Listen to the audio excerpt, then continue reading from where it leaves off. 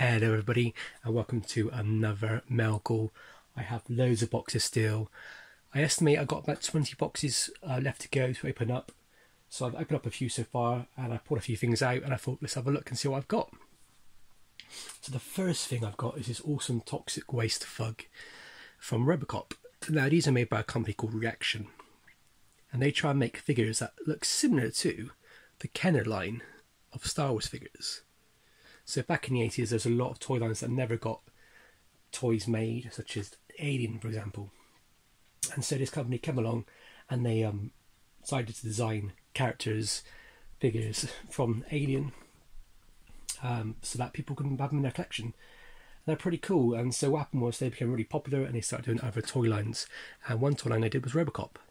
Now, Robocop had its own toy line back in the 80s and 90s. It was very popular. A lot of my friends had it. I had it as well. But this one in particular, this figure, the toxic waste fug, was my favourite scene in the film. A lot of people love that scene. It's a bit of an over-the-top, funny scene where this poor chap gets a load of toxic waste poured over him. So when this figure came out, I was just blown away. I was like, this is so funny. It's such a silly, stupid figure as its own. I mean, any kid who had it, it was pointless, but it looks like a good little monster figure. So that's why I really like it. And it's a bit of a funny joke between me and my brother. We kind of always loved this scene. So I thought I'd buy it. It cost me about £20. So these Reaction figures, in the UK, you find them at toy shows quite a lot. You mainly find the Terminator ones, you do find the Alien ones, the Back to the Future ones. But the problem is some of these figures are quite hard to find in the UK. This was the only one I could find for sale on eBay and it was from France. So I had to import it. But I've also put it in one of these protective cases. They come from a company called, I think it's DC Protectors. I'll put their link at the end of the video or in the comment box. Their cases are pretty cool. They're not hard cases like you do with graded toys or GW acrylic style, but they're thinner material, but they're good for toys which are not too valuable, but you just want to keep protected. So that's that one. Next up, I've got this Winston figure. This is the original series. Winston is the European release, because I believe it says SOS Fantomes, which is in French or Spanish, whatever. I presume it's French. He's really cool. His bubble's sealed. His bubble's not yellowed. It looks a bit more yellow on the camera, but it's actually pretty nice. There's no cracks or anything, and the cardboard is starting to come away at the bottom, unfortunately. But apart from that, it's a pretty good figure. The card on the hanger has been a bit damaged, but overall, that's pretty nice. The case, I've also put in one of these DC protector cases as well to protect him. So I've also got two more Ghostbusters figures here. I've been collecting Ghostbusters like mad at the moment because I'm pretty sure the prices are going to go for the roof next year. When the film comes out, if it's good, it's going to make lots of money, and lots of fans are going to turn around and go, I want those toys, and they're going to be paying triple the price that they are now currently. So I'm just currently picking them up for myself, having a bit of a nice collection going, and then maybe have some graded if they're nice quality, and then maybe almost likely sell some when toy shows come around again. Sadly, there's no toy shows for the next 3-4 months, unfortunately. You might find someone in your local area doing a smaller show in like supermarkets, shopping centres, but those ones are just smaller shows, not like the big NEC shows.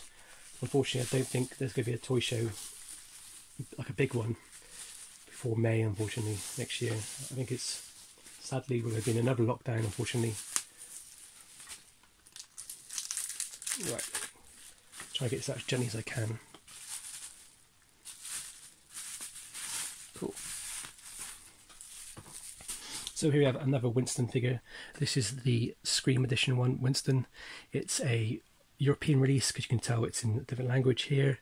It's still released by Kenner. He's pretty cool. I love Winston.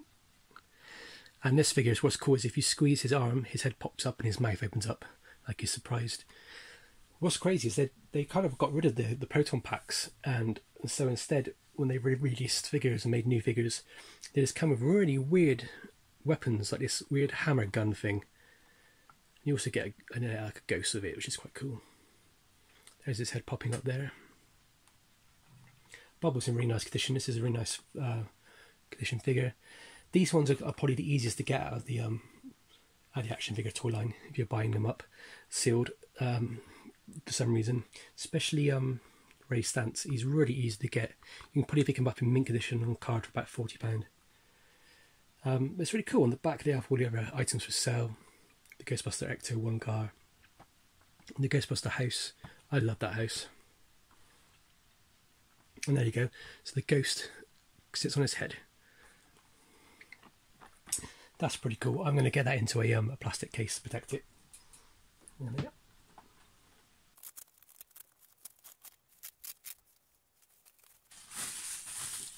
Cool.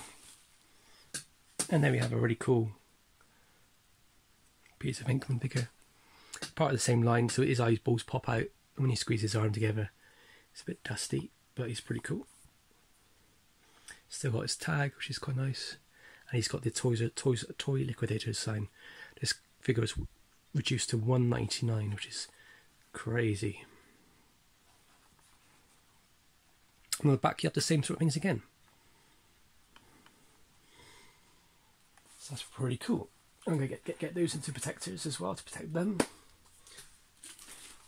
And now we have another parcel. This, I believe, is an action figure from a 90s toy line.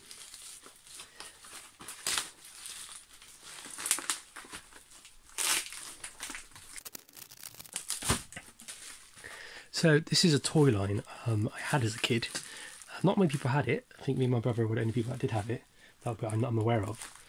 Obviously there was other people that had it, but our friends never had it. It's based on a comic book from the 30s. And the comic book still goes now. They kind of do limited edition runs and they bring it back for like a year or two and then it goes away and they bring it back for a year or two. But in the early to mid 90s, they actually made a movie. And I think the movie is pretty good. It's not the best. Technically it's a comic book movie. And what it is the Shadow. So this is the Shadow, Ninja Shadow. He basically comes with leather accessories including his cape and hat. But he comes with a whip where he whips people, which is a bit strange because in the film that doesn't happen. And there he is at the back, you can see him there. And his bare-chested with his whip. Very odd, very odd. But this toy line is pretty cool. We used to love it as kids because the Shadow can go invisible. So one of the figures they had brought out was an actual invisible Shadow where he would just have his cape and his guns, but he'd be see-through plastic. Yeah, very cool toy line, very of its time. It's one of those toy lines where 5 years ago it was pretty cheap. You could pick these up for about £5, £10 each. But now it's suddenly started to go up again because people are starting to remember it. And it's quite a small toy line. You could probably pick up the whole toy line for like £500. There's only a few things in the toy line. I think there's disc figures and maybe one or two more. And there's these vehicles. And that's pretty much it. You've got the whole toy line. So it's kind of relatively cheap to put together still. I would highly recommend anybody who is into the Shadow pick this stuff up. Because eventually these things are going to go up in price. And if you want to get complete collections, they're going to soon double. It's because everybody who is in their late 30s, late 40s, early 40s now had stuff from like the mid 80s. So He-Man and Thundercats are really big at the moment. Action Force is quite big at the moment. Ghostbusters is becoming bigger and bigger. Jurassic Park is becoming bigger. So those are the toy lines that you really need to start thinking about picking up if you want to start a collection, because they're eventually going to go up to silly money. Right, so look at this one here. I don't have a knife on me, so I'm just using my hands. This is another, not a toy line, but something else I collect. It's very similar to toy line. You kind of get them at toy shows quite a lot, and I'll show you now. This is quite cool. They put a little eBay thank you card, which is always good for customer service, so I'll definitely be leaving feedback. So what I have here is the metal Hulk lunchbox. This is made by Aladdin. Aladdin made a lot of metal lunchboxes, thermos type flasks and other camping equipment and stuff throughout the 50s, 60s and 70s and 80s, and then they came across and started doing these TV shows, films, cartoon characters on lunchboxes, and they became really popular in America. There's a lot of lunchbox collectors in the States, and they will pay silly money for rare lunchboxes, and lunchboxes in mint condition.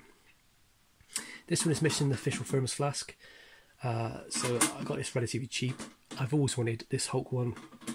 Mint condition ones with a flask are going for like £150. Some of these ones can go up to £200, £300. It's all about condition, and I have about 20 or so in my collection at the moment. One thing you must also look out for is look at dates down here, like at copyright dates, because they have released these and re-released these since the 90s and early 2000s. There was a massive buzz of these. So, and the next thing you need to know is obviously condition. So this one here has got wear on his arms, on his chin here, and so to most collectors, you know, this is only worth what I paid. Basically, there's no point reselling it, because at the moment the market's too low for these type of this type of condition of this item. If there's a mint condition, I could ask an incredible amount more, pun intended. But it's pretty cool. It's got Betty Ross on the side, the Hulk himself, General Thunderbolt Ross, Betty's dad. You got the Hulk here transforming from the Hulk, from Bruce Banner into the Hulk. And you got some members like the Leader and the Rhino, and then Moonstone, Doc Samson. Bit of a strange choice of characters, I think, on the side, but very, very cool. I will one day do a video about all my lunchboxes. I have loads from 1960s shows, 70s shows and some 80s shows. My plan is to try and get a few more iconic ones, like the Evel Knievel one, the James Bond one. I would love to own the Beatles one, which is really expensive. I would love to own the Rambo one. The Rambo one was the last one they did. I think it was Rambo 2 maybe, in 1985 or 83, that sort of period. But yeah, that is what it is. And last but not least, I got this big box here. It's filled with these shredded paper things, which are annoying to say the least. Now, I paid a silly amount for this. My dad is more of an expert than me. I'd never seen one before. I thought it was pretty rare. It wasn't too much what I paid, because I thought it was worth a bit more than that. But even still, I will keep it in my collection, I think, for now. If anybody wants to make me an offer on it, then more than welcome to. But until I can get my money back on it, there's no point. Any guesses to what it is? I did not know this thing existed at all until I saw it. And I was like, wow. Now, finding this toy line, it's not a toy line really, it's more of a how do I put it? It's more of a just a franchise being sold to anybody who would purchase the license and make a product. This was the 60s this came out.